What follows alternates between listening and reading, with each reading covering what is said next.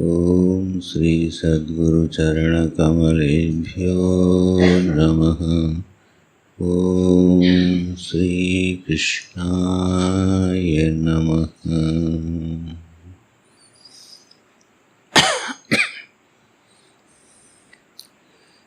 यदा यदा हि धर्मस्य ग्लानिर्भवति भारत अभ्युत्थानमधर्मस्य तदात्मानं सृजाम्यहम्। परित्राणाय साधूनां विनाशाय च दुष्कृतां धर्म संस्थापनार्थाय संभवामि युगे युगे। जन्म कर्म च मे दिव्यम् एवं यो वेत्ति तत्त्वतः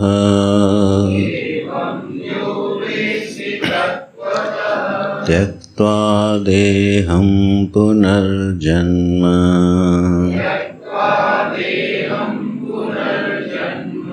नैति मामेति सोऽर्जुन।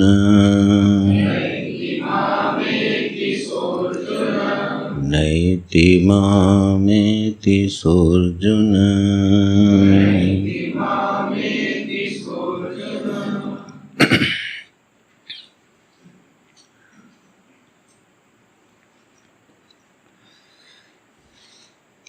तो परम कारुणिक भगवान श्री कृष्ण परमात्मा सर्वांतर्यामी और इस जगत के ईश्वर सर्वज्ञ परमात्मा की दृष्टि में जो यह सृष्टि है, क्योंकि वह सृष्टि प्रकारांतर से उन्हीं का स्वरूप है, अभिन्न निमित्त उपादान कारण होने के कारण यह दृश्यमान प्रपंच परमात्मा की ही प्रकारांतर से अभिव्यक्ति है। तो यह जगत अनाथ नहीं है, इसका कोई स्वामी है और वह स्वामी करुणावान भी है, सहृदय भी है, सुहृद भी है। और इसलिए जब जब धर्म का ग्लानि होती है, हानि होती है, तो वो परमात्मा अपने आप को उपलब्ध करा देते हैं, अभिव्यक्त कर देते हैं। उसी को हम अवतार कहते हैं। प्रातःकाल हम लोगों ने विचार किया, ये जो छठा श्लोक है, इसके ऊपर वाली पंक्ति अवतार के स्वरूप का वर्णन कर रही है, दूसरी पंक्ति प्रक्रिया का वर्णन कर रही है, अवतार कैसे होता है, और 7वें 8वें श्लोक में प्रयोजन का वर्णन कर रही है। तो स्वरूप का, प्रक्रिया का और प्रयोजन का। स्वरूप पर हम लोगों ने विचार किया और किंचित प्रक्रिया पर भी विचार किया था। किस हेतुओं से, किस प्रकार से अजन्मा परमात्मा एक रूप में उपलब्ध हो जाता है। अब प्रयोजन की बात करते हैं कि मैं क्यों आता हूँ। तो प्रयोजन ये दिया, हे अर्जुन, जब जब धर्म की ग्लानि होती है। तो यह विचार चल रहा था प्रातःकाल कि धर्म की ग्लानि नहीं होती है, धर्म शाश्वत होता है। धर्म का पालन करने वाला जो धार्मिक है, उसमें एक ग्लानि जब होती है, तब भगवान उसका कल्याण करने के लिए, अभ्युत्थान करने के लिए अपने आप को किसी न किसी रूप में उपलब्ध करा देते हैं। तो पहला प्रयोजन क्या बताया? जो धार्मिक है उसको जो ग्लानि होती है।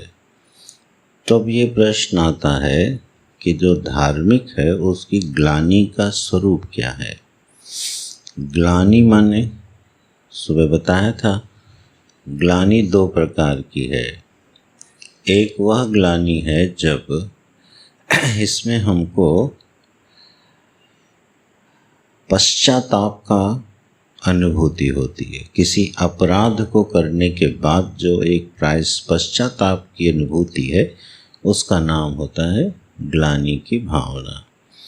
दूसरा होता है कि कोई धार्मिक व्यक्ति है, धर्मशील व्यक्ति है और उसको अपने जीवन में सफलता दिखाई नहीं देती। धर्म का परिणाम जो जीवन में आना चाहिए वह परिणाम आता हुआ दिखाई नहीं देता है। तो वह धार्मिक धीरे धीरे निराश हो जाता है, हताश हो जाता है और यहाँ तक निराश हो जाता है कि वह धर्म के प्रति भी शायद अश्रद्धावान हो जाए। यह उस धार्मिक व्यक्ति की ग्लानि है, हानि है। तो भगवान अपने आप को कब उपलब्ध कराते हैं? ये पहला हेतु है। समष्टि में जब अधार्मिकों की संख्या बढ़ जाती है, अधार्मिकों का बल बढ़ जाता है और सर्वत्र अधर्म की विजय जैसी दिखाई देती है, तब पूरी समष्टि में जो धार्मिक व्यक्ति है, जो धर्म का आश्रय लेके रहते हैं, वो त्रस्त होने लगते हैं। और जब इस हद तक त्रस्त हो जाते हैं कि उनको लगता है कि अब यह मेरा धर्म मेरी रक्षा कर नहीं पाएगा, क्योंकि हर धार्मिक को ये भरोसा होता है कि उसके द्वारा किया गया धर्म उसकी रक्षा अवश्य करेगा। ठीक है, तो वह धर्म जब रक्षा करते हुए नहीं दिखाई देता, निराशा की वह पृष्ठभूमि मनोभूमि का नाम है ग्लानि। तो जब पूरी समष्टि में एक ऐसा वातावरण बन जाता है कि अधर्म विजयी दिखाई देने लगता है और धार्मिक संत्रस्त दिखाई देने लगता है, तब सब मिल के जब प्रार्थना करते हैं तब भगवान का समष्टि में अवतरण होता है और वह फिर अधर्म का विनाश करते हैं और पुनः धार्मिकों की रक्षा करके धर्म की स्थापना करते हैं। और यह व्यष्टि जीवन का भी एक बड़ा सत्य है। उसमें होता क्या, इस पर थोड़ा बहुत बारीकी से विचार करना। जैसे महाभारत में एक बार ये प्रसंग आता है कि युधिष्ठिर के साथ जो उनके भाई थे चारों, भीम, अर्जुन, नकुल और सहदेव, जब उन्हें वन में गमन करना पड़ा, द्रौपदी को अपमानित किया गया और पग पग पर वन के जो कष्ट हैं वह उनको भोगने पड़े और वहाँ पर भी दुर्योधन आदि उनको चैन से रहने नहीं देते, नाना प्रकार की विपत्तियाँ खड़ी करते रहते हैं। तब एक दिन भीम का धैर्य टूट जाता है और भीम जो हैं एक तरह से विद्रोही स्वर में बोलते हैं कि अगर भैया ने माने युधिष्ठिर की हमें आज्ञा न हो मिल जाती तो अभी क्षण भर में मैं पूरी हस्तिनापुर को नष्ट करके अपने अधिकारों की रक्षा करता, लेकिन इस धर्म के पालन के कारण आज हमको पग पग पे मुसीबत उठानी पड़ रही है। वहाँ आश्चर्य की बात है कि नकुल, सहदेव और अर्जुन तक उन्हीं के पक्ष में चले गए। चारों भाई युधिष्ठिर के विरुद्ध खड़े हो गए कि आप शायद या तो धर्म का पालन नहीं कर रहे हो और या गलत तरीके से कर रहे हो। तो जब यह स्थिति हुई तो धैर्यवान युधिष्ठिर ने क्या उत्तर दिया?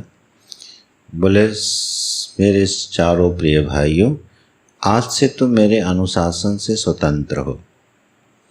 यदि तुमको यह लगता है कि यह अधर्म है और हम लोग धर्मशीलता का आचरण नहीं कर रहे हैं, कहीं गलती है तो ये मेरा व्यक्तिगत निर्णय होगा, मैं अपने धर्म का पालन करूँगा, तुम लोग मुझे छोड़ के जा सकते हो।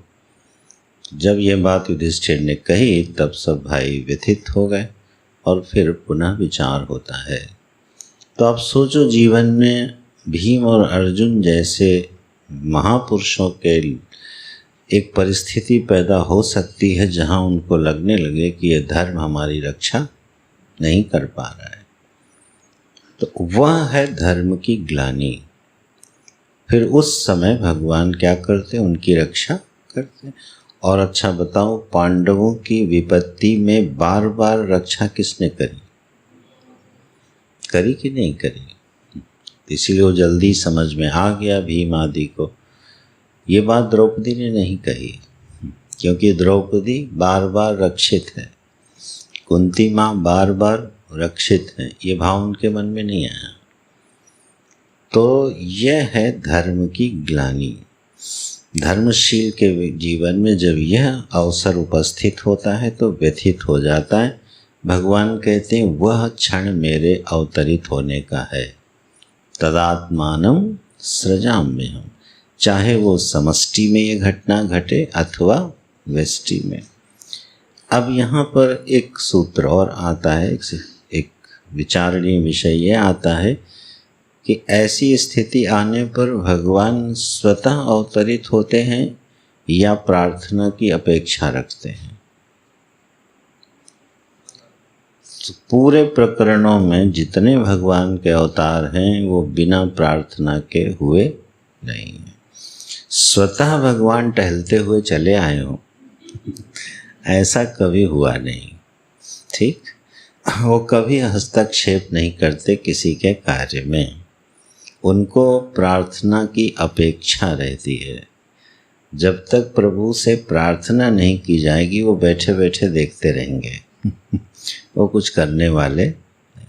इसलिए समष्टि में भी जब अवतार होता है तो सब मिल के प्रार्थना करते हैं, और व्यष्टि जीवन में जब अवतार होता है तब भी व्यक्ति प्रार्थना करता है। तो दो निमित्त बन गए, एक तो वह धर्मशील व्यक्ति निराश हो गया है, ठीक है, और फिर उसके अंदर से एक प्रार्थना का स्वर उठा। इसके बीच में आप ध्यान देना, जब तक व्यक्ति को अपने धर्म का बल रहता है तब तक भगवान नहीं आते। जब तक उसको लगता है मेरा पुरुषार्थ या मेरा धर्म जो है मुझे बचा ले जाएगा, तब तक अभी ग्लानि माने वह भाव की उपस्थिति नहीं हुई है। इसको गोस्वामी जी ने अपने शब्दों में जब प्रकट किया तो दीनता कहा है ना। मोह सम दीन न दीन हित, तुम समान रघुवीर। मेरे जैसा प्रभु इस धरती पर आपको दीन नहीं मिलेगा, और आपके जैसा दीनों का हित करने वाला हमको नहीं मिलेगा। ये गोस्वामी जी की अनुभूति है।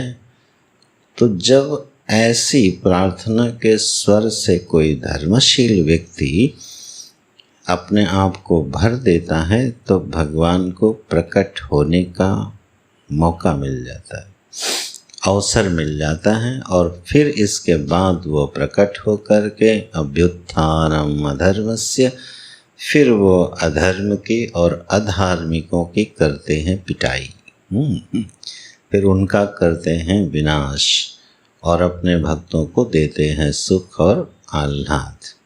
तो एक तो यह कारण, पहला प्रयोजन बताया अवतार का, एक प्रयोजन ये बताया। अगले श्लोक में क्या बताते हैं? परित्राणाय साधूनां विनाशाय च दुष्कृतां धर्म संस्थापनार्थाय संभवामि युगे युगे।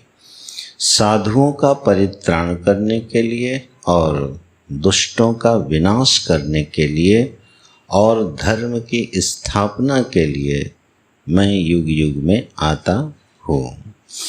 अब यहाँ तीन हेतु प्राप्त हो रहे हैं: साधुओं का रक्षण करना, दुष्टों का विनाश करना और धर्म की स्थापना करना। साधुओं का रक्षण कैसे करते हैं भगवान? साधु किसको कहते हैं? वैयाकरणिकों ने जो साधु का लक्षण बताया है वह है साधनोति पर कार्यम, जो दूसरे के कार्यों को सधाता रहता है उसको बोलते हैं साधु। ये वैयाकरणों का, व्याकरण में जो साधु शब्द का अर्थ है वो ये है, जिसके चित्त में पर का कार्य कैसे सिद्ध हो जाए इस भावना से जो भरा रहता है उसका नाम है साधु। परहित चिंतन में जिसकी वृत्ति लगी रहती है उसको साधु कहा जाता है। अब ये एक बहुत बड़ा गुण है, बहुत बड़ा गुण है। इस परिभाषा से आपको पता चल जाना चाहिए हम सभी को कि शायद हम लोग 20% साधु हों। जब जापक को, तपस्वी को, स्वधर्मी को, कर्तव्यनिष्ठ को, ठीक है, भगवान महिमावान को साधु नहीं कहा गया। साधु की वृत्ति क्या है भागवत जी में भी देख लीजिएगा, और जो परिभाषा है वो बहुत प्यारी है। पर कार्य कैसे सध जाए, दूसरे का कार्य कैसे सिद्ध हो जाए और मैं अगर उसमें उपयोगी हो जाऊं तो मेरा सौभाग्य है। ऐसे परहित की वृत्ति से जिसका निरंतर हृदय भरा रहता है अर्जुन, उसका नाम है साधु। तो भगवान रक्षा किसकी करते हैं? साधु नाम की। तो अगर हम लोग थोड़ी बहुत शिकायत कर दें कि देखो भगवान हमारी रक्षा को नहीं आते, तो बोले हैं भैया साधु नाम परित्राण किसकी रक्षा करेंगे? साधुओं की करेंगे। तो पहले साधु बनोगे तब रक्षा होगी। अब साधु नहीं बनोगे तो वो तो पहले घोषणा कर चुके हैं, बाई लॉज हैं उनके, नियमावली है भगवान की। कोई साधु हो जाए और उसको कोई सताए और भगवान आए ना, ऐसा हो नहीं सकता, असंभव है ये कि कोई यह साधु हो जिसका हृदय सबके हित की भावना से भरा रहता हो और इस बात में खुश होता हो कि दूसरे का कार्य कैसे बन गया, और अगर मैं उसमें निमित्त बन गया तो क्या बात है। ये एक बड़ी भावना है, एक बड़ी उपलब्धि है मनुष्य के जीवन की, जब कोई किसी का हृदय इस पवित्र भावना से भर जाता है। सबको खुश देख के खुश होता है, सबकी खुशी में शामिल होना चाहता है, उसकी खुशी को बढ़ाना चाहता है। ठीक है, अब इस परिभाषा पर हम लोग विस्तार ना ही करें तो अच्छा है ना, नहीं धीरे धीरे अपने मार्क्स गिरते जाएंगे। तो परित्राणाय साधु नाम, मैं साधुओं की रक्षा के लिए आता हूँ। भगवान के अवतार का एक और अंतरंग इसी साधु के संबंध में भाव आता है कि भगवान को जब प्रेमी बनने की इच्छा होती है तो वो गोपियों के रूप में अवतरित हो जाते हैं। जब वात्सल्य रस लेने की इच्छा होती है तो वो यशोदा के रूप में अवतरित हो जाते हैं। अवतार लेना, इसको थोड़ा उलट के समझना, एक तो है जीवों पर ध्यान में रखते हुए, जीवों की अपनी दृष्टि में रखते हुए फिर उनकी रक्षा करना, लेकिन एक और बड़ा भक्ति का अंतरंग पहलू है। भगवान को लगता है कि अब मैं असंग दृष्टा होते होते शायद ऊब गया हूँ, अब मुझे चाहिए कि कोई प्यार करे। अब प्यार करे तो फिर क्या करेगा? बोले कोई मुझे वात्सल्य भाव से गोद में उठाए, तो वो खुद ही कोई न कोई यशोदा तैयार कर देते हैं। यशोदा की पृष्ठभूमि कौन बनाता है? खुद ही बनाते हैं, किसी को यशोदा बना देते हैं और उसमें वात्सल्य का भाव भर देते हैं और फिर उस वात्सल्य रस का पान करने के लिए खुद ही चले आते हैं। तो ये कुछ भक्ति का एक अंतरंग अवतार का निमित्त माना जाता है और बड़ा मीठा निमित्त है वो। कि भगवान को जिस भाव को रस लेने की इच्छा होती है उसी के अनुसार भूमिका बना लेते हैं ना। अब बहुत दिन हो गए उनको युद्ध लड़ने को नहीं मिला, ठीक, कोई घमासान नहीं हुआ, तो फिर जय विजय को तैयार किया और जय विजय को नीचे भेजा, अदिति माता का गर्भ तैयार किया, है ना, और उसके बाद पूरी व्यवस्था बनाई और महाबलशाली दैत्यों को प्रकट किया और उसके बाद खुद प्रकट होकर उनसे भिड़े। तो अब ये दिति की रक्षा करने आए थे कि अपने युद्ध की अभिलाषा मिटाने आए थे? भक्त कहेगा भगवान को युद्ध करने की इच्छा हुई तो उन्होंने क्या किया, ये योजना तैयार कर दी। ये बड़ा मीठा भाव है। कभी हमारे अंदर कोई विशिष्ट कार्य करने की इच्छा हो तो समझ लेना भगवान इस समय इस वृत्ति का रस लेना चाहते हैं, इसलिए वो हमारे हृदय में प्रेरित हुए, बेटा कुछ ऐसा करो, और फिर उसके बाद वो नाना रूपों में उपलब्ध हो के उसका रस लेते हैं। यही रसो वैसा है। अवतार के धरातल पर यह सृष्टि रसात्मक है। भक्त की दृष्टि में यह सृष्टि कैसी है, रसात्मक है। वो भगवान से कहता है आपने जो गीता में दुखालयम बोला है ना, वो ठीक नहीं बोला है। ये दुखालयम नहीं है, ये रसालयम है। तो वह भी एक पहलू है। तो परित्राणाय साधूनां, मैं साधुओं की रक्षा के लिए आता हूँ, और विनाशाय च दुष्कृतां, दुष्टों का मैं विनाश करने के लिए आता हूँ। अब यहाँ एक प्रश्न खड़ा होता है, धर्म की स्थापना तो स्वतः हो गई, जब दुष्टों का विनाश हो गया और साधुओं की रक्षा हो गई, तो अब धर्म की स्थापना हो गई कि नहीं हो गई? ये अलग से क्यों बोले धर्म संस्थापनार्थाय? कुछ आ रहा है दिमाग में? तत्काल में कोई बात आ रही है? क्यों कुशल? भाई धर्म की स्थापना का क्या मतलब है? साधुओं की रक्षा हो जाए और दुष्टों का विनाश हो जाए। जब धरती पर साधु ही बचेंगे अधिक संख्या में, तो धर्म की स्थापना हो गई, क्योंकि धर्म किसके आश्रय में रहेगा? साधुओं के। तो धर्म की स्थापना का मतलब ही है कि दुष्टों को विनाश कर दिया जाए, साधुओं का बल बढ़ा दिया जाए, धर्म की स्थापना हो गई। तो ये अलग से धर्म संस्थापना अर्थ है क्यों बोल दिया फिर?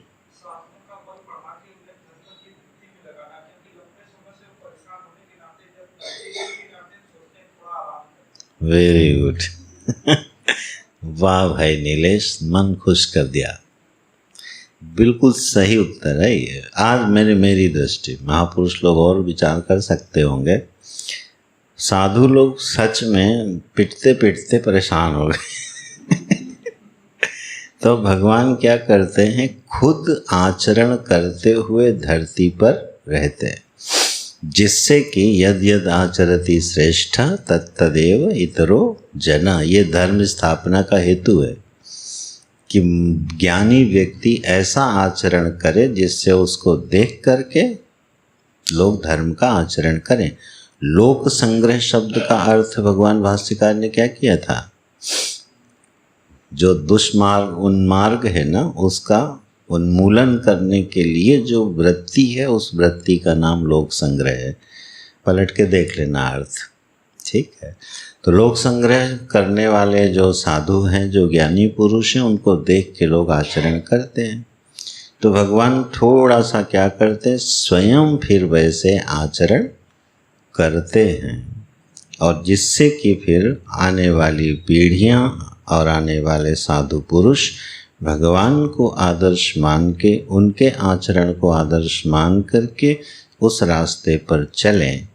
तो धर्म संस्थापनार्थाय भगवान थोड़ा रुक जाते हैं धरती पर और कुछ लीलाएं करते हैं, जिससे धर्म की स्थापना होवे, ठीक है। अब इसमें राम जी को ही आश्रय बनाना, कृष्ण को कम बनाना, ठीक है। नहीं कंफ्यूज होते रहोगे कि ऐसे ही धर्म की स्थापना होती है। कृष्ण लीला को समझना बहुत कठिन काम है। ठीक है। लेकिन भगवान जो हैं, चाहे कृष्णावतार में हो चाहे रामावतार में, कभी अधर्म के प्रेरक नहीं बनेंगे, ये मन में गांठ बांध के रख लेना। जो भी उनकी लीलाएं हैं वो हमें समझ में ना आए वो बात अलग है, लेकिन स्थापना उससे धर्म की ही होती है। इसलिए भगवान फिर धर्म की स्थापना करने के लिए जो लीलाएं करते हैं उसका मनुष्य आचरण करता है। यह सब करने के लिए अर्जुन संभवामि युगे युगे, मैं युग युग में आता हूँ। अब युग शब्द का अर्थ क्या है? युग माने वैसे होता है दो। अगर आप शब्दार्थ पे जाओगे तो युग माने होता है, जैसे बोलते हैं ना युगल सरकार। युगल सरकार माने राधा और कृष्ण, उनको क्या बोलते हैं? युगल सरकार। सीताराम जी क्या हैं? युगल सरकार हैं। तो युग माने होता है दो। तो युगे युगे फिर ऐसे कैसे अर्थ निकलेगा? तो दो में क्या है? एक तो है काल और एक है भगवान, ये दो मिलके बनता है युग। ठीक है। तो जब काल की दृष्टि से प्रकृति अपना काम करती है तो भगवान छिपे रहते हैं। जब आर्त होकर भगवान की ओर निहारती हैं तो उस काल में भगवान का अवतरण हो जाता है। इसलिए क्या बोला? युगे। पंक्ति समझ में आई? दोहराएं, विशाल नहीं समझे। युग माने काल और भगवान, ये दो का संयोग क्या कहलाएगा? युग कहलाएगा। युग माने दो, जुगलबंदी। अब पूरी सृष्टि कालक्रम में तो अपने प्रवाह से चल ही रही है, अपनी व्यवस्था से चल ही रही है, लेकिन वह व्यवस्था जो चल रही है जब काल की दृष्टि से चलती रहती है तो भगवान उसमें कोई हस्तक्षेप नहीं करते। लेकिन जब आक्रांत होकर के भगवान की ओर उन्मुख होती है प्रकृति, तो फिर भगवान जब उस काल में अपने को अवतरित करते हैं तो उसको क्या बोलते हैं? युगे संभवामि। ठीक है। मैं फिर द्वापर युग में, कलयुग में, सतयुग में इस तरह से अर्जुन अपने आप को प्रकट करता हूँ। तो युगे युगे संभवामि, तो हर युग में, तो युग तो हुए कितने? 4। तो 4 युग होते हैं जब, तो भगवान का अवतार कितने बार होगा? 4 ही बार होना चाहिए। तो ये तो झंझट वाला मामला है। अगर पूरे युग में भगवान एक ही बार आएंगे तो भगवान के दर्शनाभिलाषी को कितनी प्रतीक्षा करनी पड़ेगी? युग युग पर्यंत बेचारा बैठा रहे, इंतज़ार करता रहे। जैसे अभी हम लोग इंतज़ार कर रहे हैं, कलिकाल अपने अंतिम चरण में जाएगा, बबूल का कांटा पूरा काला हो जाएगा। कलयुग कब पूरा आएगा? जब बबूल का कांटा अभी छोटा नीचे काला है ना, ये जैसे जैसे पूरा काला हो जाएगा तो कलयुग बढ़ेगा। तो बबूल का कांटा पूरा काला होने लगेगा तब घोर कलयुग आएगा। कोई कह रहा था अगर घोर कलयुग अभी आना बाकी है तो अभी क्या है? अरे अभी कुछ घोर कलयुग नहीं है ये। ठीक है। यह युग जो है बाकी सभी युगों से बहुत बढ़िया है इस समय। ये चर्चा कई संतों के बीच में हो रही थी कि भाई ये युग का प्रभाव जो है तो इसको कैसे माना जाए। इसमें एक बड़ी मज़ेदार बात सुनना। आज हम बैठ के ये कहते हैं यार हमारा समय बहुत अच्छा था, बोलते हैं ना, हमारे बचपन की जो व्यवस्थाएं थी, जो प्रेम था, जो सौहार्द था, जो जीने का तरीका था वो बहुत बढ़िया था। अब युग बहुत बदल गया है। ठीक है। उस समय हमारे बाप दादा क्या कहते थे? यार हमारा समय बहुत बढ़िया था, अभी ज़रा सब कुछ बदल गया। उनके बाप दादा क्या कहते थे? हमारा समय यार बहुत बढ़िया था, इस समय ज़रा पीछे लौटते जाओ तो हर पूर्वज यही कहता है हमारा समय बहुत अच्छा था। तो एक्चुअल में अच्छा समय कौन सा था? हर समय अच्छा होता है, ठीक है। वेष्टि के धरातल पर हर समय अच्छा होता है और हर समय खराब होता है, दोनों चीज़ें साथ साथ चलती हैं। तो इस वर्तमान में तो उस समय बड़ी मज़ेदार चर्चा हुई। बोले देखो, विश्वामित्र जी बेचारे भजन कर रहे थे और वहाँ पर क्या किए, ताड़का आदि उनको, मारीची और सुबाहु आदि खूब परेशान किए। अब वो क्रोध कर नहीं सकते थे, क्रोध से तप नष्ट होता है, इसलिए क्रोध कर नहीं सकते थे। तो वो बेचारे परेशान होके कहाँ आए, दशरथ जी के पास, और राम जी को ले गए। तब जाके उनकी कुटिया बची। ठीक, कलयुग में तो अभी उल्टा है। कोई महात्मा भजन करना चाहे, 10 आदमी खड़े हो जाता है, महाराज आप भजन करो, जो चाहिए हम देंगे। ये कलयुग है कि सतयुग है?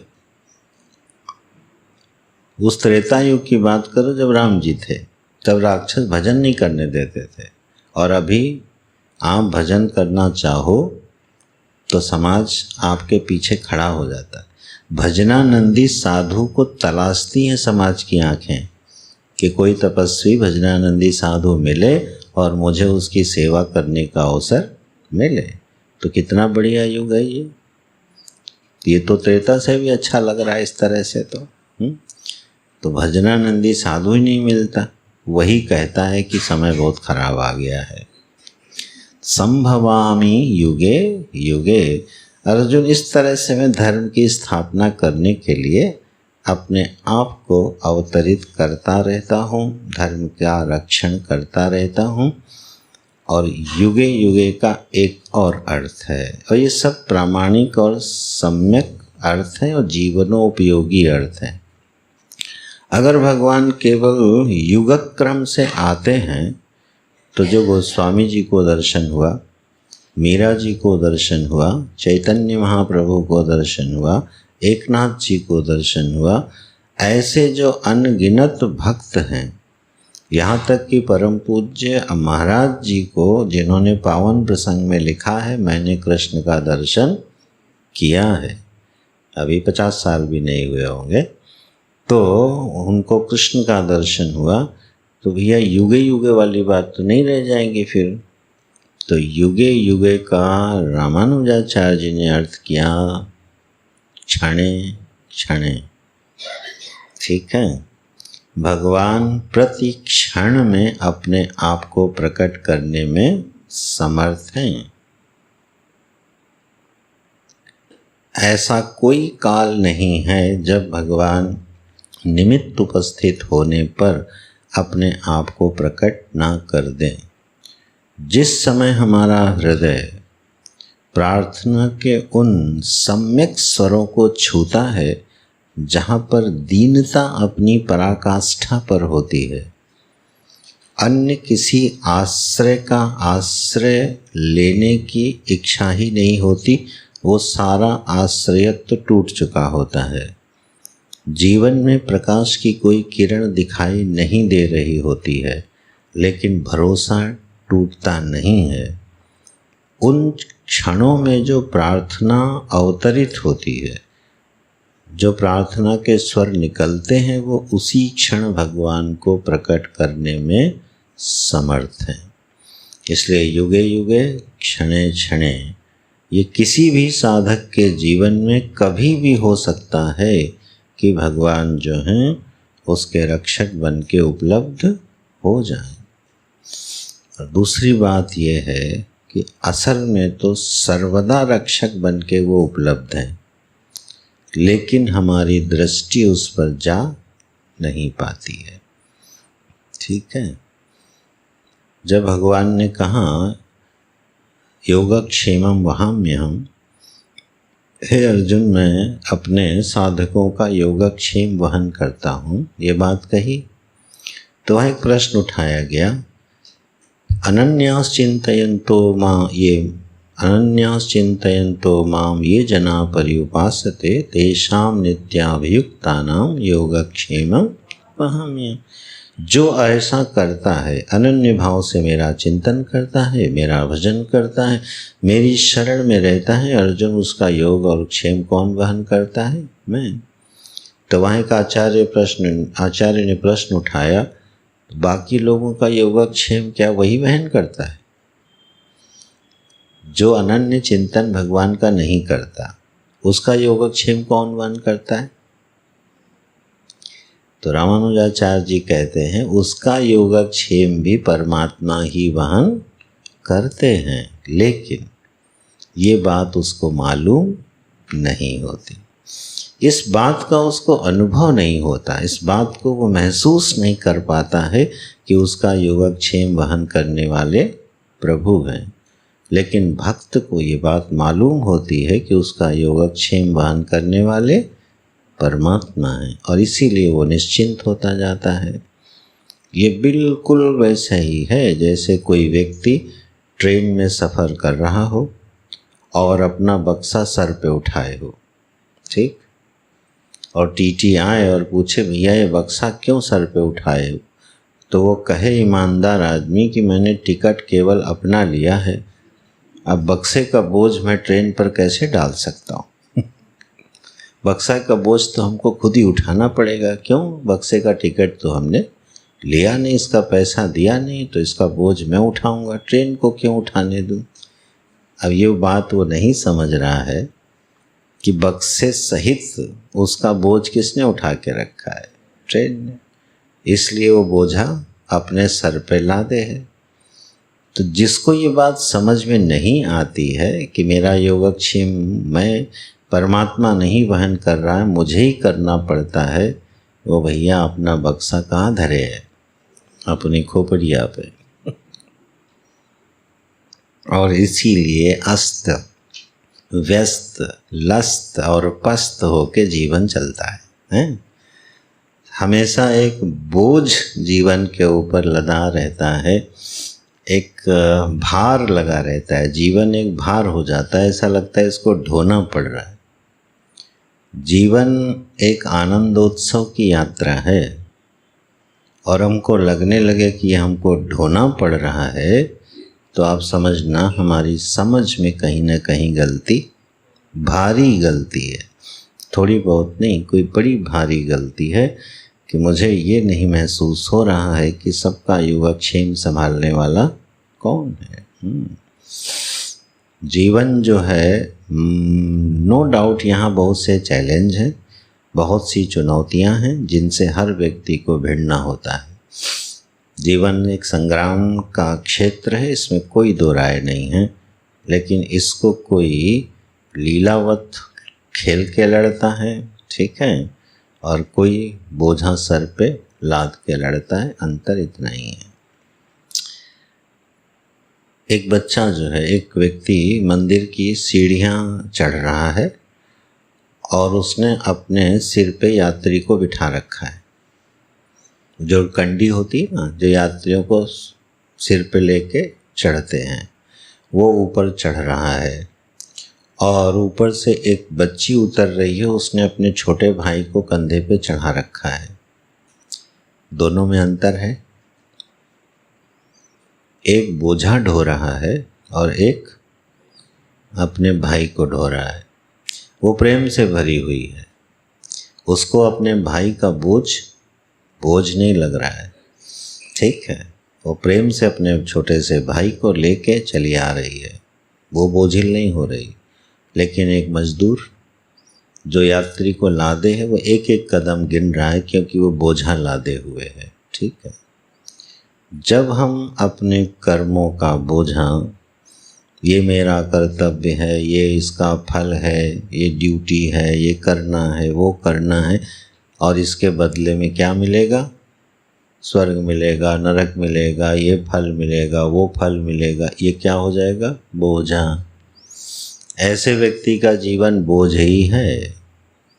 क्यों? जैसे वो मजदूर फल की आकांक्षा से एक बोझा लादे है और बहन अपने भाई को लादे है, उसे कोई फल की आकांक्षा नहीं है, लेकिन दोनों में अंतर है कि नहीं है? एक के लिए वो बोझ है, एक के लिए आह्लाद का विषय है। तो जब हम अपने पूरे जीवन को अपनी मूर्खताओं से ही कह लो, ठीक है, देखो, जब हम भगवान की पूजा करते हैं वो पूजा कर्तव्य बन के बोझ भी हो सकती है और प्रेम से भर के हमारे आनंद का विषय भी हो सकती है। अंतर है कि नहीं है? पूजा वही है, लेकिन जब वह पूजा कर्तव्य है, कर्तव्य क्या है कि सुबह उठना है, पूजा करना है, नहीं ठाकुर जी नाराज हो जाएंगे, ठीक है, ये हमारा नियम है, इसको निभाना है। अब बीमार हैं, समय नहीं है, लेकिन अब क्या करना है, पूजा करनी है। तो पूजा भी कई बार क्या लगने लगती है, बोझा लगने लगती है। जप है, 11 माला करनी है, हैं, अब बताओ 4 माला के बाद मन गया उचट, अब 11 पूरी करनी है, तो वो बोझा हो गया कि नहीं हो गया? हरिद्वार में एक संत थे, जब हम लोग शाम को भिक्षा के लिए निकलते थे तो उनकी कुटिया से होके ही निकलते थे, झांकते हुए। भिक्षा का समय हो गया होता था, उनकी अक्सर माला पूरी नहीं होती थी। अब माला पूरी भी करना, भिक्षा में समय से पहुंचना भी नहीं, भिक्षा का समय पूरा हो जाएगा। तो हम लोग झांकते थे, वो माला ऐसे ऐसे करके ऐसे देखते थे, फिर ऐसे करके फिर ऐसे देख, थोड़ी देर दर्शन करते थे उनका जल्दी से पूरी हो जाए। क्यों भाई? क्योंकि वो एक हमने अनुष्ठान ले लिया और उसका संबंध किसी फल से जोड़ रखा है। नहीं करेंगे तो क्या होगा? अनिष्ट हो जाएगा, वो फल हमको नहीं मिलेगा। तो देखो, फल की आकांक्षा से क्या हुआ, जप तप और पूजा भी क्या होता है, बोझा हो जाती है। भगवान को इसलिए पूजा कर दो कहीं नाराज ना हो जाए, ये भय हो गया। भय निमित्तक पूजा नहीं होती है। लेकिन यही पूजा हमारे डोंगरे महाराज जी करते थे। देखो, पता चल रहा है कि 2-2 घंटे तक फूल ही चढ़ाए जा रहे हैं, फूल ही सजाए जा रहे हैं, काल का कोई सीमा ही नहीं है। वह पूजा कैसी है? आह्लाद का विषय है। तो जब भी हम किसी आकांक्षा से भर के, किसी कामना से भर के, चाहे कर्तव्य करें, चाहे स्वधर्म करें, चाहे यज्ञ आदि अनुष्ठान करें, चाहे जप तप करें, वो हमको बोझा ही लगेगा क्योंकि दृष्टि फल पर है, भगवान की प्रीति पर नहीं है, तो जीवन बोझ हो जाता है। ये तीसरे अध्याय में हम लोगों ने इसका खूब विस्तार से चिंतन किया है। मुझे बड़ा आश्चर्य होता है कि एक माता पिता अपने बच्चे के पालन में अपना सर्व सुख त्याग देते हैं, है ना, सर्व सुख त्याग देते हैं और उसके कर्तव्य पूर्वक बिल्कुल उसको शिक्षित करते हैं, योग्य बनाते हैं, विवाह आदि करते हैं। इतना होने के बाद भी उनके जीवन में परिणाम में सुख दिखाई नहीं देता। बड़ा आश्चर्य लगता है। एक कर्तव्यनिष्ठ स्वधर्मनिष्ठ माता पिता जिन्होंने अपने सारे सुखों का त्याग करके अपने बच्चों को योग्य बनाया, तो परिणाम में तो एक आह्लाद होना चाहिए ना, प्रसन्नता होनी चाहिए। लेकिन प्रसन्नता के बजाय हमेशा अक्सर क्या दिखाई देती है? निराशा दिखाई देती है। क्यों निराशा दिखाई देती है? क्योंकि उन्होंने अपने बच्चे को कहीं न कहीं ये सोच के बड़ा किया है कि ये हमारे बुढ़ापे की लकड़ी बनेगा, ये हमारे बुढ़ापे का सहारा बनेगा, और वो बुढ़ापे का सहारा बनता हुआ दिखाई नहीं देता। भगवान भी बड़े साजिशी हैं, जो जितनी शिद्दत से अपने बच्चे को पालन करता है वही उसको छोड़ के चला जाता है। वो हमेशा उससे दूर रहता है और माँ बाप हमेशा एक निराशा के दायरे में रह जाते हैं। क्यों होता है? जब इतनी कर्तव्य निष्ठा से मैंने पालन किया तो मुझे सुख मिलना चाहिए, धर्म का फल सुख होता है। लेकिन गलती यहाँ पर वही है, उस कर्तव्य निष्ठा का संबंध हमने अपने कर्तव्य से, पुरुषार्थ से, किसी आकांक्षा से जोड़ दिया, प्रभु की प्रीति से जोड़ा नहीं। और जो प्रभु की प्रीति से जोड़ ले जाता है उसको, उसके बच्चे तो छोड़ो, पड़ोसी के बच्चे भी उसकी सेवा करते हैं। ये सब जीवन के बड़े सुंदर से छोटे छोटे विज्ञान हैं। फलाकांक्षी माता पिता की सेवा उसके ही बच्चे नहीं कर पाते, और प्रभु की प्रीति को ध्यान में रख के जब कोई अपने कर्तव्य का पालन करता है तो पूरी सृष्टि प्रकृति मानो उसका अभिनंदन करने के लिए तैयार हो जाती है। ये बड़ा मधुर नियम है जीवन का। तो इसलिए ये ध्यान रखना चाहिए कि जीवन जो है वो बोझ नहीं है, जीवन एक प्रसाद है। इसमें भगवान हमसे कुछ रस लेना चाहते हैं, ठीक है। तो अगर हमें क्रोधी भी बना दिया, अब इसको उल्टा पलटा मत समझना यार, हमको अगर क्रोधी भी बना दिया तो भगवान हमारे अंदर से क्रोध का रस लेना चाहते हैं, ठीक है। भगवान ने हमें प्रेमी बना दिया तो हम भगवान हमसे प्रेमी का रस लेना चाहते हैं। ये तो खेल है ना उनके, तो क्रीड़ा है प्रभु की। अभी आज चिंतन हो रहा था थोड़ा, सब संत लोग यही कहते हैं परमात्मा अभी है, यहीं है, इसी समय। बात तो सही है। देखो वही जो सुबह चिंतन हो रहा था, जब इस सृष्टि का अभिन्न निमित्त उपादान कारण प्रभु है, तो बताओ वो वर्तमान देश और वर्तमान काल में होना चाहिए कि नहीं होना चाहिए? चाहे जितनी लहरें समुद्र में उठ जाएं, वो कभी जल से शून्य हो सकती हैं क्या? क्योंकि वो जल से ही बनी है। तो जब हमारी काया, हमारी छाया, छाया माने जीव, जब हमारी काया, हमारी छाया का अभिन्न निमित्तोपादान कारण कौन है? परमात्मा है। तो वह ही तो उपलब्ध हो रहा है ना, वही इसके रूप में, पंचभूत के रूप में उपलब्ध हो गया, वाणी के रूप में उपलब्ध हो गया, दर्शन के रूप में उपलब्ध हो गया, ठीक है। अब पता नहीं बीच में कहाँ क्या घालमेल हो जाता है कि कोई धारा टूट जाती है और मामला बिगड़ जाता है सब। ये वैसे सब आखिरी वाली बड़ी पवित्र दृष्टियाँ हैं। यह अनुभूति में कोई जीता हो तो न उसे अपने प्रेम में आसक्ति होगी और न क्रोध से वैर होगा, क्योंकि प्रेम भी अभिव्यक्त हुआ किस लिए? मेरे प्रभु किसी रूप में इसका रस लेना चाहते हैं। तो बड़ी प्यारी पंक्ति लगी, आज ही पढ़ी है मैंने महाराज जी के ग्रंथ में, कि जब उनको वात्सल्य का रस लेने की इच्छा हुई तो उन्होंने यशोदा तैयार कर ली, ठीक है। तो आज जो हम कर रहे हैं, उनको कुछ रस लेने की इच्छा हुई, उनको पढ़ाने का रस लेने की इच्छा हुई, तो ये व्यवस्था बना दी। आप लोगों को पढ़ने का रस लेने की इच्छा हुई, दोनों का संयोग बना दिया और एक लीला शुरू हो गई। यहाँ पढ़ने और समझने का रस कौन ले रहा है? वही। और पढ़ाने का रस कौन ले रहा है? वही।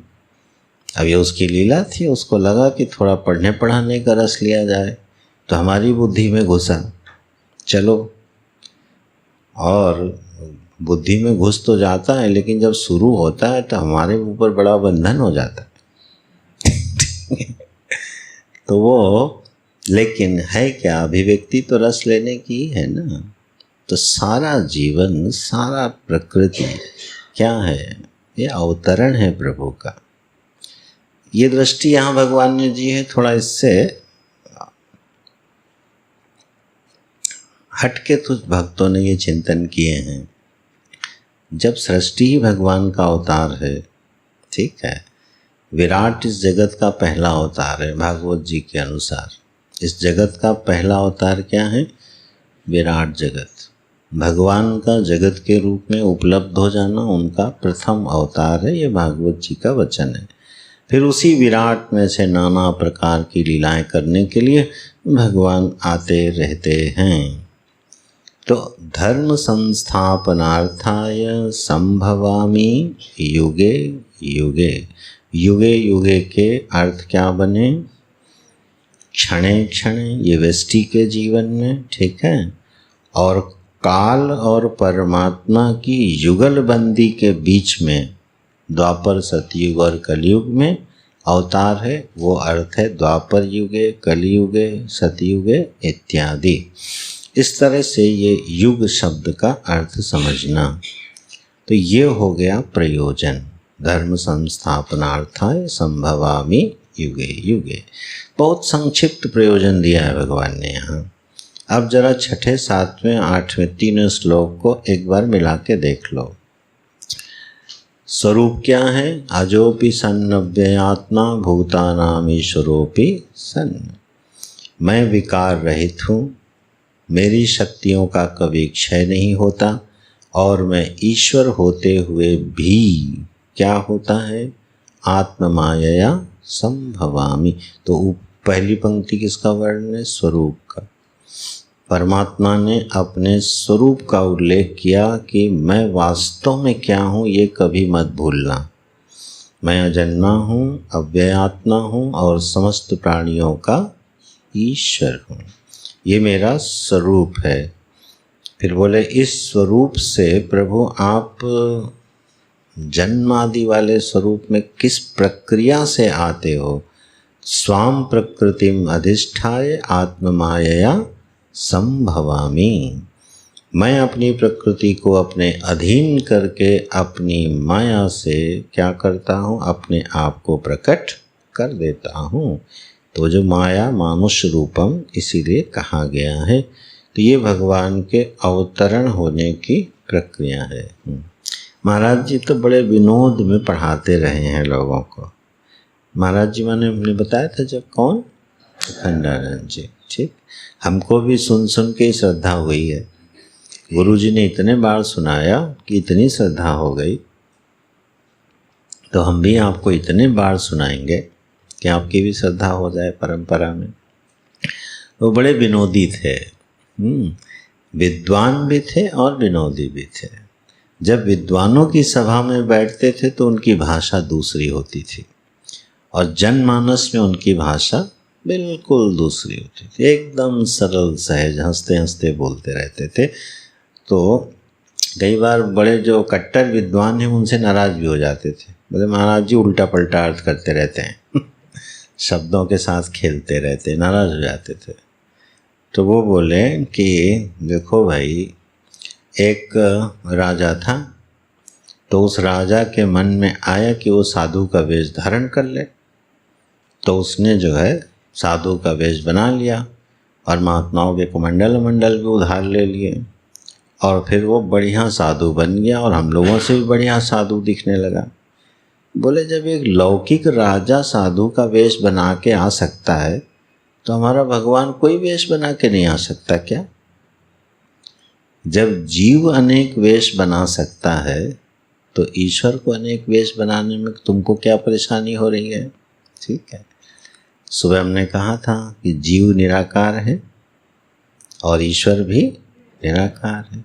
जीव के साकार होने की प्रक्रिया जो है वो क्रिया है, और ईश्वर के साकार होने की प्रक्रिया विक्रिया है। बस ठीक, इतना ही अंतर है। तो क्यों नहीं भगवान कोई सा रूप धारण करके आ सकता है? क्योंकि इस मत को मानने वाले बहुत कम हैं कि भगवान भी अवतार ले सकते हैं, इसलिए इस पर बार बार जोर दिया जा रहा है। अच्छा जी, तो ये हो गई प्रक्रिया। अपनी प्रकृति को अधीन करके भगवान आ जाते हैं। बोले आते किस लिए हैं? तो प्रयोजन तो बहुत हैं। हरि अवतार हेतु जेहि होई इदम इत्थम कही जाय न सोई। गोस्वामी जी ने तो हाथ खड़े कर दिए। बोले हम प्रयोजन गिनने जाएंगे तो प्रभु कोई आपके अवतारों का प्रयोजन गिन सकता नहीं, आप आते किस लिए हो। लेकिन यहाँ गीता जी में भगवान ने ये 4 प्रयोजन दिए हैं। धर्म की जब ग्लानि होती है, इसको याद रखना, चाहे मार्क कर लेना। धर्म की ग्लानि का अर्थ है धार्मिक की ग्लानि। धार्मिक की जब हानि होती है तो उसी से धर्म की ग्लानि हो जाती है, दिखाई देती है। तो उपाय क्या बना कि धार्मिकों को सुधार दिया जाए, उनको बल दे दिया जाए। इसलिए परित्राणाय साधूनां विनाशाय च दुष्कृताम। ठीक, और धर्म संस्थापना अर्था, ये तीनों हेतु अलग रखना।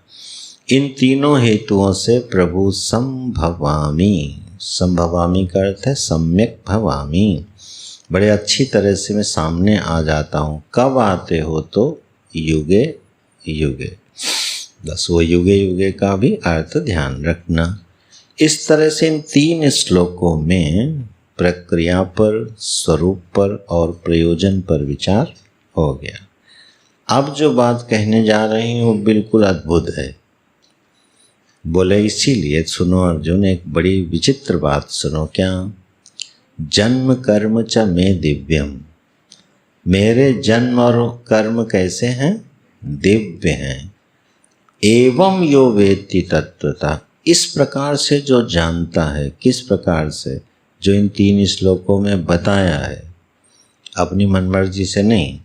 इन 3 श्लोकों में मैंने जो प्रक्रिया बताई है, प्रयोजन बताए हैं, स्वरूप बताया है, उसको जो जानता है तो त्यक्त्वा देहम पुनर्जन्म न एति, वह इस देह को छोड़ने के बाद फिर शरीर धारण करता नहीं है। न एति, एति माने गच्छति प्राप्नोति, इन गतों से एति से गच्छति प्राप्नोति बनता है।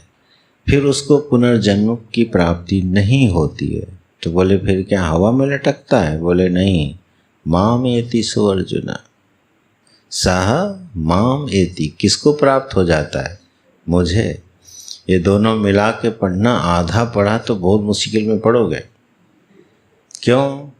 भगवान के जन्म कर्म दिव्य है, मैंने समझ लिया, फिर मेरा पुनर्जन्म नहीं होगा, बिल्कुल नहीं होगा। अच्छा, तो मुझे अगला शरीर मिला नहीं और भगवान भी नहीं मिले तो कहाँ रह गए? भूत प्रेत फिर चले गए भूत प्रेत योनि में। दोनों मिला के पढ़ना, पुनर्जन्म भी नहीं होता है और माम एति क्यों नहीं होता? क्योंकि वो मुझको प्राप्त हो जाता है। अब इसमें विचित्रता क्या है?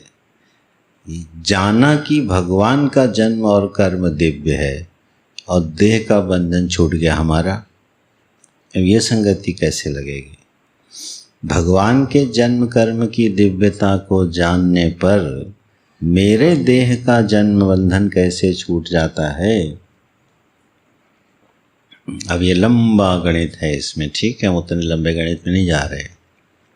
त्यक्त्वा देहम पुनर्जन्म जन्म कर्म च मे दिव्यम, मेरे जन्म और कर्म दिव्य हैं। अब यहाँ दिव्य माने जन्म और कर्म मेरे दिव्य हैं। इस शब्द का हम लोग बहुत प्रयोग करते हैं। क्या? दिव्य है, बड़ा दिव्य दर्शन हुआ है ना, बड़ी दिव्य घटना घटी।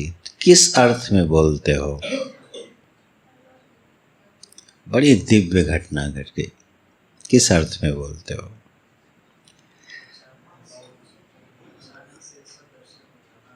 हाँ हाँ, ठीक ठीक बोल रहे हो, ठीक है। मैं एक भाव में अंतर करना चाहता हूँ। दिव्यम जो होता है वो सकारात्मक होता है, नकारात्मक नहीं होता। जब भी हम बोलते हैं ना बड़े दिव्य दर्शन हुए, ठीक है, तो किसी राक्षस को देख के नहीं बोलोगे हे भगवान आज बड़े दिव्य राक्षस के दर्शन हुए बोलोगे? नहीं बोल, उसके लिए बोलोगे आज बड़े भयानक दर्शन। कुछ लोग गुरुजी बोलते थे, कुछ लोग बोलते थे ये बड़े भयानक सुंदर हैं ठीक है। तो दिव्यता शब्द किस अर्थ में है? सकारात्मक अर्थ में। भगवान के विग्रह का दिव्य दर्शन होना, संत का दिव्य दर्शन होना। आज तो बड़ा दिव्य सत्संग हुआ, ठीक है। तो हमेशा दिव्य शब्द किसके साथ जाएगा? सकारात्मक। भगवान ने क्या कहा? जन्म कर्म च मे दिव्यम। और एक होता है आश्चर्यम, आया था शब्द दूसरे अध्याय में। आश्चर्य और दिव्य समानार्थी शब्द हैं एक अर्थ में, क्योंकि जब हम दिव्य कहते हैं तो वो हमारी बुद्धि से पार चला जाता है। जो हमारी बुद्धि की व्याख्या से पार चला जाए उसको क्या बोलते हैं हम लोग? दिव्य। अपने उस भाव की अभिव्यक्ति वो करते हैं दिव्य बोल के। क्यों? हमारी बुद्धि बिल्कुल स्तब्ध हो गई, ऐसे दर्शन हुए। और आश्चर्य में जब बुद्धि पड़ती है तो वहाँ भी यही होता है। आश्चर्य किसको कहते हैं? जिसको हमारी बुद्धि व्याख्या न कर पाए, उसी का नाम आश्चर्य है। अब एक जादूगर जो है वो किसी का सिर काट रहा है और छोटा बच्चा है वो रो के बेहोश हो गया, वो दृश्य नहीं देख पाया, और बड़ा आदमी वाह वाह कर रहा है, क्या जादू दिखाया। बच्चे के लिए आश्चर्य है और बड़े के लिए आश्चर्य क्यों? क्योंकि बड़ा जानता है उसकी व्याख्या को कि ये जादूगर का कमाल है, और बच्चा नहीं जानता तो भयभीत हो रहा है। तो वो बच्चे के लिए आश्चर्य है क्योंकि उसकी व्याख्या नहीं कर पा रहे उसकी बुद्धि। ठीक है, ध्यान देना, जगत हमारे लिए आश्चर्य है कि दिव्य है? दिव्य होना चाहिए। जगत हमारे लिए आश्चर्य भी हो सकता है। लोग बोलते ही हैं भगवान की रचना बड़ी आश्चर्य होता है प्रभु की लीला देख के। जब आप तितली के पंखों के रंगों को देखते हैं और थोड़ी देर विचार करते हैं, क्या कहते हैं? प्रभु तो की रचना बड़ी आश्चर्यमयी है, ये तो बोलते हैं। ये जगत क्या है? बड़ा आश्चर्यमय है, पता नहीं भगवान ने इसको कैसे बनाया। यहाँ अपनी बुद्धि को पकड़ना। जब हम आश्चर्य बोलते हैं भाव वही है, लेकिन अभी उसमें भगवान की प्रीति का संबंध जुड़ा। जब उसमें भगवान की प्रीति का संबंध जुड़ जाएगा तो क्या बोलोगे? क्या दिव्य है। एक पुष्प खिला, क्या आश्चर्य है और क्या दिव्यता है। शब्द वही है, आप मनोभाव देखना बिल्कुल बदल जाएगा। भक्त की दृष्टि में यह जगत क्या है? दिव्य है।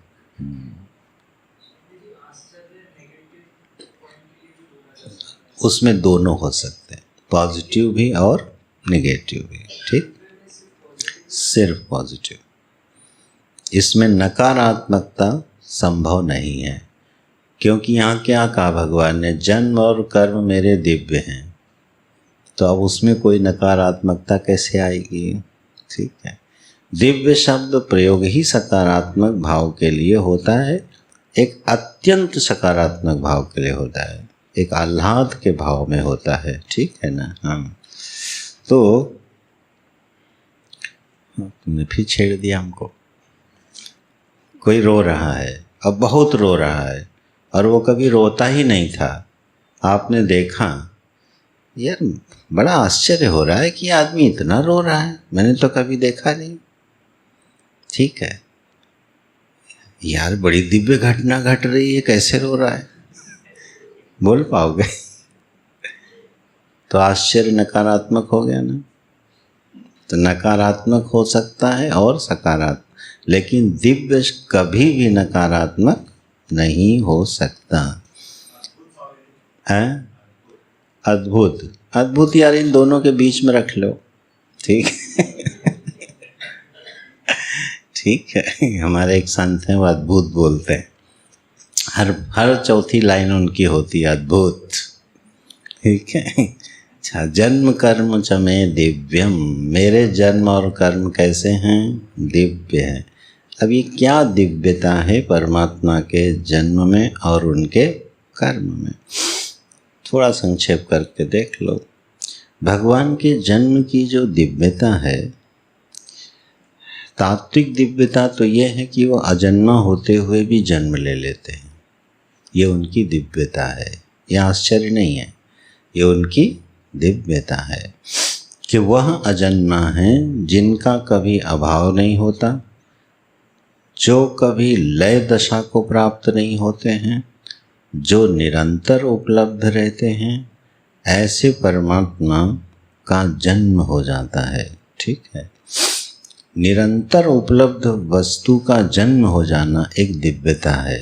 ठीक है, जो वस्तु पहले से ही उपलब्ध है उसका जन्म हो जाना ये दिव्यता है उसकी। जरूर वहाँ कोई दिव्य भाव हुआ और निरंतर उपलब्ध वस्तु एक नए रूप में प्रकट हो गई। तो अजन्मा होकर के, अव्यय होकर के, ईश्वर होकर के परमात्मा जन्म भी लेता है और मनुष्यों के जैसे कर्म भी करता है। ये उसकी क्या है? दिव्यता है। भगवान ने गोवर्धन हाथ में उठा लिया एक उंगली से, ठीक है ना। अब ये उनके कर्म की दिव्यता है कि नहीं है? ये उनके कर्म की दिव्यता है। तो जन्म और कर्म किन धरातलों पर दिव्य होते हैं, इसको नोट करना मन में चिंतन के लिए। अधिभूत के धरातल पर दिव्यता क्या है, अधिदैव के धरातल पर दिव्यता क्या है, और अध्यात्म के धरातल पर दिव्यता क्या है। 3 धरातलों पर भगवान की दिव्यता का दर्शन होता है। अधिभूत के धरातल पर उनकी दिव्यता ये है कि जब भगवान आते हैं तो सारी प्रकृति उत्सव मनाती है। ये उनके जन्म की दिव्यता है कि नहीं? जब भगवान का अवतार होना होता है तो पूरी नवद्रव्यात्मक प्रकृति श्रृंगार करके बैठ जाती है उनका स्वागत करने के लिए, है ना। ऋतुएं अनुकूल हो जाती हैं, काल अनुकूल हो जाता है, ग्रह नक्षत्र अनुकूल हो जाते हैं, अग्नियाँ सम्मिधंत हो जाती माने जल उठती हैं, पृथ्वी अपने रत्न गर्भा जो पृथ्वी है वो रत्नों की खानों को खोल देती है, बादल मुस्कुरा मुस्कुरा के गरज के बरसने लगते हैं, कमल खिल जाते हैं। यही तो वर्णन आप सुनते हो। ये अधिभूत के धरातल पर भगवान के जन्म की दिव्यता है। भगवान का जब भी जन्म होता है और जब वो अभिव्यक्त होते हैं तो पूरी की पूरी प्रकृति और साधुओं के हृदय प्रसन्न हो जाते हैं, एक दिव्य वातावरण की सृष्टि हो जाती है। ये भगवान के जन्म की अधिभूत के धरातल पर दिव्यता है। इसको जो तत्व से जानेगा वो देह के जन्म मरण से छूट जाएगा, ये ध्यान रखना। उसके आधार पर चिंतन हो रहा है। तो अधिभूत के धरातल पर एक दिव्य घटना घटती है कि पूरी प्रकृति अपने स्वामी का स्वागत करने के लिए तैयार हो जाती है। अच्छा, हम लोगों का जब जन्म हुआ था तो कोई स्वागत किए थे का? तो जीव का जन्म दिव्य होता है क्या? साधारण है, प्राकृत है। हजारों जीव प्रतिक्षण शरीर धारण कर रहे हैं, उसमें कौन सी दिव्यता है? लेकिन जब किसी महापुरुष का जन्म होता है तो उस समय प्रकृति उसका आंशिक स्वागत करती है कि नहीं? जब भी कोई इस धरातल पर, धरती पर कोई महान योग भ्रष्ट, कोई महान भक्त जब जन्म लेता है तो प्रकृति उसका अभिनंदन करती है। हम लोग जब आते हैं तो हमारा अभिनंदन कौन करता है? 4, 6, 8, 10 लोग ढपली बजाने के लिए, है ना। ढोलक बज गई, ढपली बज गई, हो गया अभिनंदन। क्यों भाई, ऐसा क्यों हुआ? क्योंकि हमने जीवन भर 8-10 लोगों से ज़्यादा प्रेम ही नहीं किया किसी को। हमारी ममता के दायरे में कितने लोग रहे? 10, 12, 15, 20, 25 रख लो, ठीक है। तो भैया जब जन्म लोगे तो वही 20-25 ढोलक बजा देंगे क्योंकि हमारा दायरा ही उतना बड़ा था, तो उतनी घटना घटेगी। एक महापुरुष जब जन्म लेता है तो वो सर्वात्म भाव का अभ्यासी है, सारी सृष्टि को अपनी मानता था, उपासना की है उसने। जब वो आता है तो प्रकृति पुलकित होकर के उसका अभिनंदन करती है। और सोचो, जब इस सृष्टि का मालिक आता है तो फिर कौन है जो उसका अभिनंदन नहीं करेगा? तो ये भगवान के जन्म की अधिभूत के धरातल पर क्या हो गई? दिव्यता हो गई। अधिदैव के धरातल पर दिव्यता यह है कि जब आते हैं तो पूरी अधिदैव प्रकृति को आदेश मिलता है, चलो तुम सब अपने अपने काम में लग जाओ। अधिदैव के धरातल पर होता है कि नहीं? सारा अधिदैव, अधिदैव का मतलब 3,301/2 देवता। बृहदारण्य के श्रुति के अनुसार अधिदैव की संख्या कितनी है?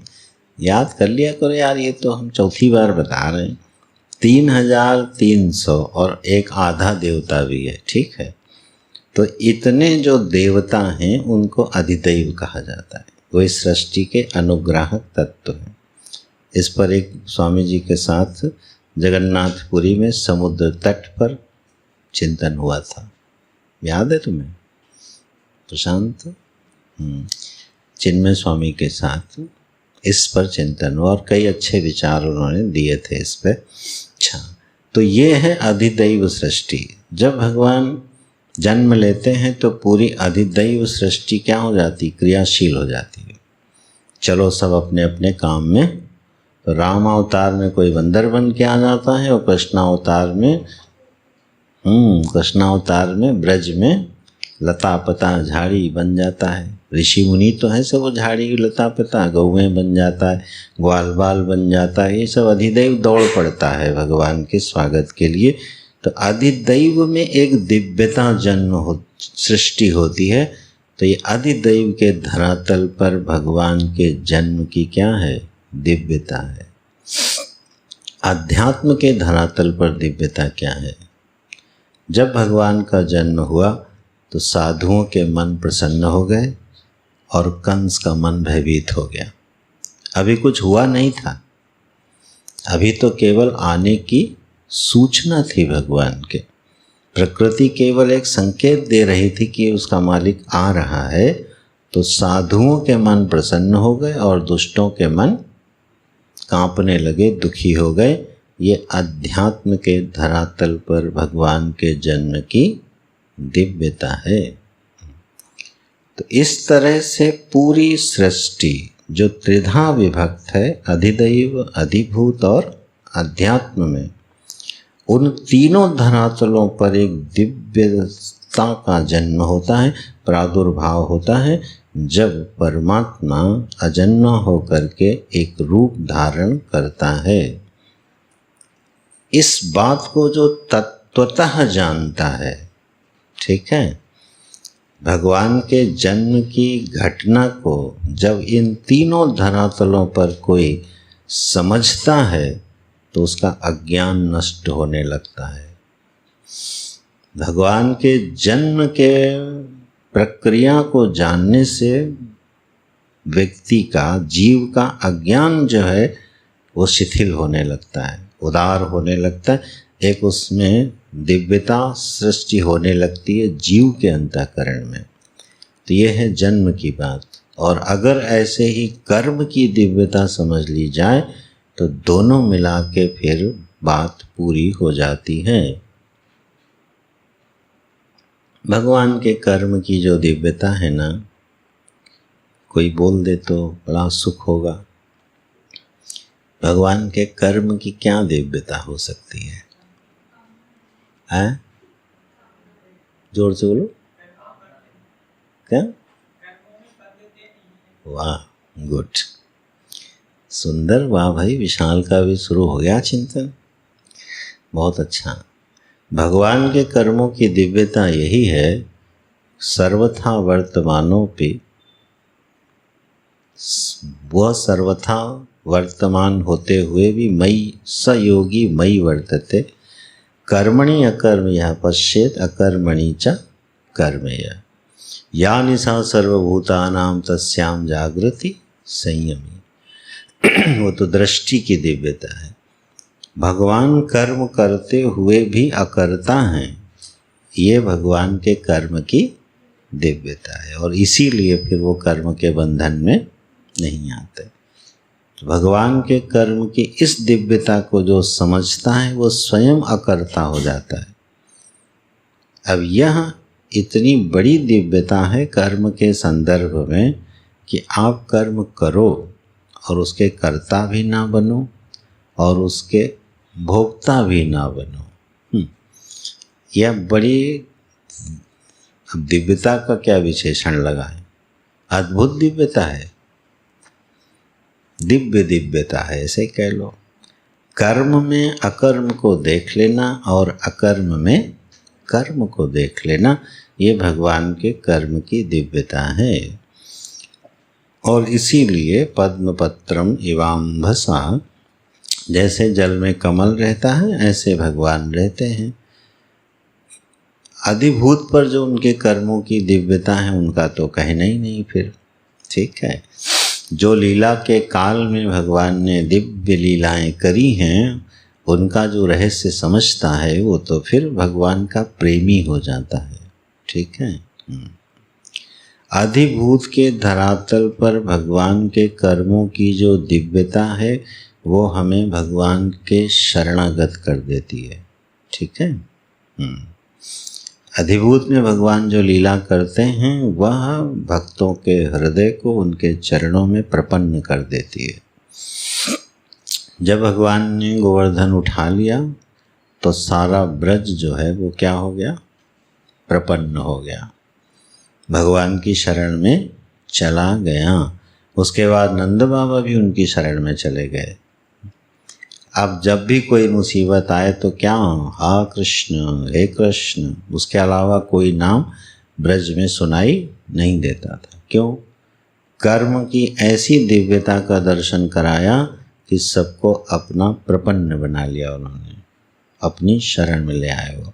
अगर ऐसी लीलाएं न करें प्रभु और बहुत ही साधारण लीलाएं करके चले जाएं तो हम लोगों को कोई रस में आलंबन मिलने वाला नहीं है। तो ऐसी सहस्रों लीलाएं भगवान करते हैं जो दिव्य होती हैं, हमारी समझ से बाहर होती हैं। कृष्णावतार में जो सबसे दिव्य लीला दिखाई देती है वो है ब्रह्मा जी जब बछड़े चुरा के चले गए तो उनका समस्त ग्वाल बालों, बछड़ों, लकुठी, लाठी, कंबल के रूप में बदल जाना, यह भगवान के एक दिव्य कर्म की लीला थी। यह लीलाएं जब जीव श्रवण करता है तो उसका हृदय अभिभूत हो जाता है, द्रवित हो जाता है, पवित्र हो जाता है। हमारे भगवान कोई छोटे मोटे आदमी नहीं है। मनुष्य बन गए तो क्या हुए, वो मनुष्य थोड़ी बने हैं। अपनी समस्त शक्तियों के साथ वो मनुष्य बनते हैं और लीला करते हैं। ये सब उनके कर्म की दिव्यताएं हैं।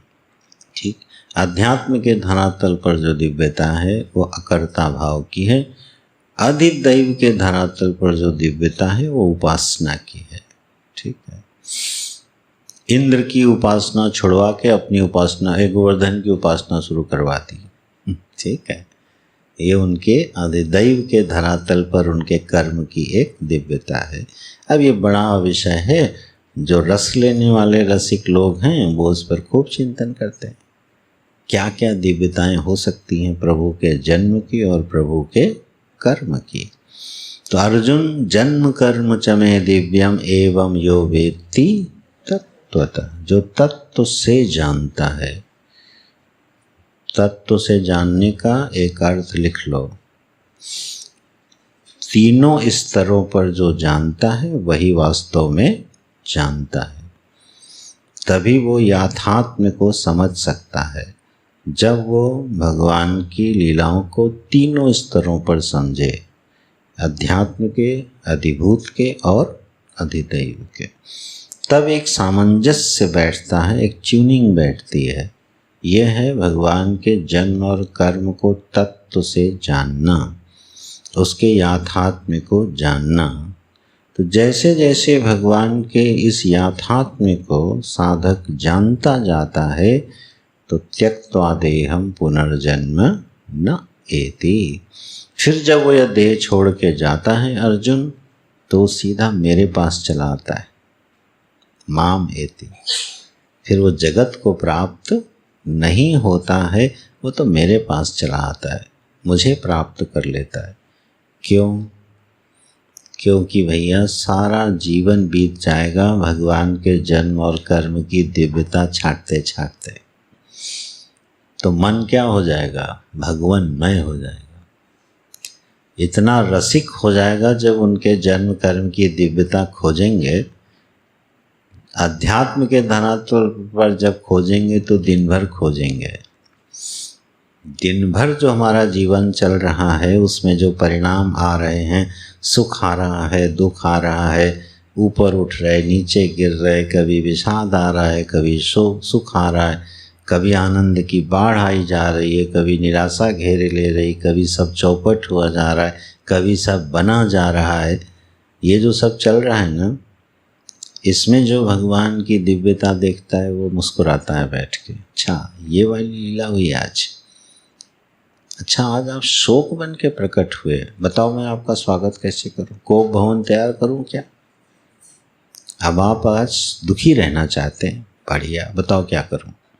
आदेश दो, काला कपड़ा पहन लूं, कोप भवन में चला जाऊं, मुंह बना के बैठ जाऊं, गुस्सा करने लगूं, बताओ क्या करना है?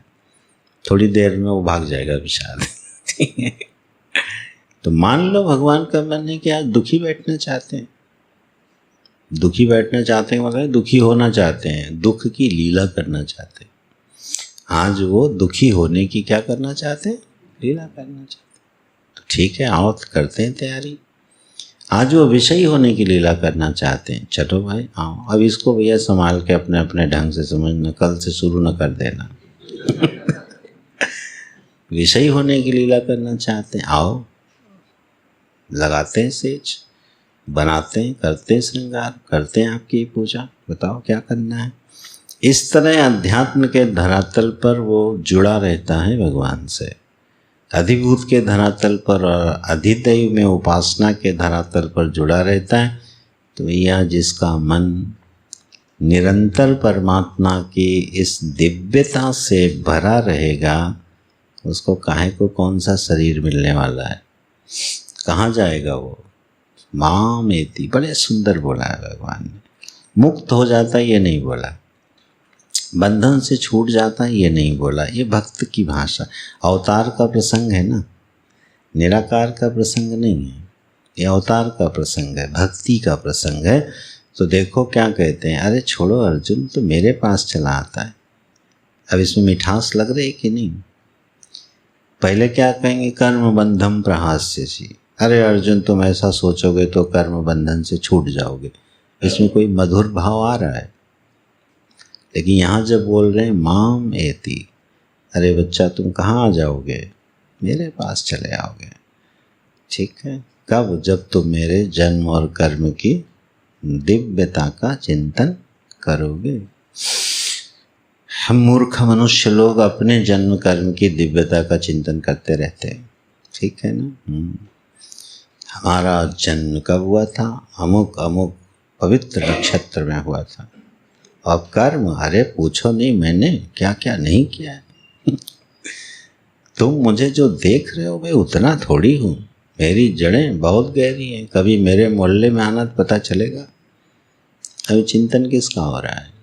अपने जन्म और कर्म की। अहंकारी आदमी हमेशा अपने जन्म कर्म की बात करता है, ठीक।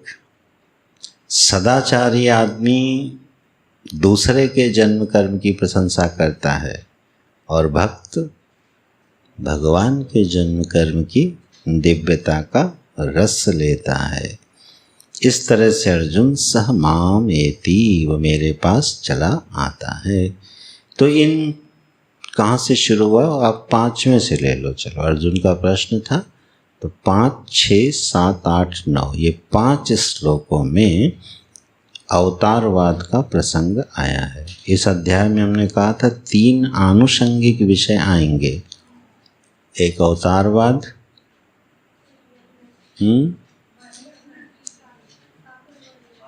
चातुर्वर्ण की व्यवस्था और 12 यज्ञ, साधना के 12 प्रकार के तरीके। चातुर्वर्ण अनादि है क्योंकि भगवान ने बनाया है, और यह अवतार, ये 3 आनुषंगिक विषय हैं। सबका प्रयोजन किसमें है? ज्ञानेन कर्म न्यासः। इन सब से जो ज्ञान होगा उससे वास्तविक कर्म न्यास क्या होता है वह सिद्ध हो जाएगा।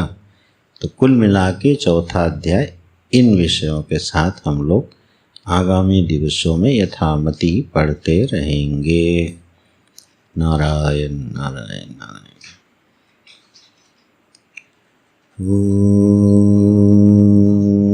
पूर्णमदः पूर्णमिदं पूर्णात् पूर्णमुदच्यते पूर्णस्य पूर्णमादाय पूर्णमेवावशिष्यते। ॐ शान्ति शान्ति शान्तिः। हरि ओम। श्री गुरुभ्यो नमः। हरि ओम।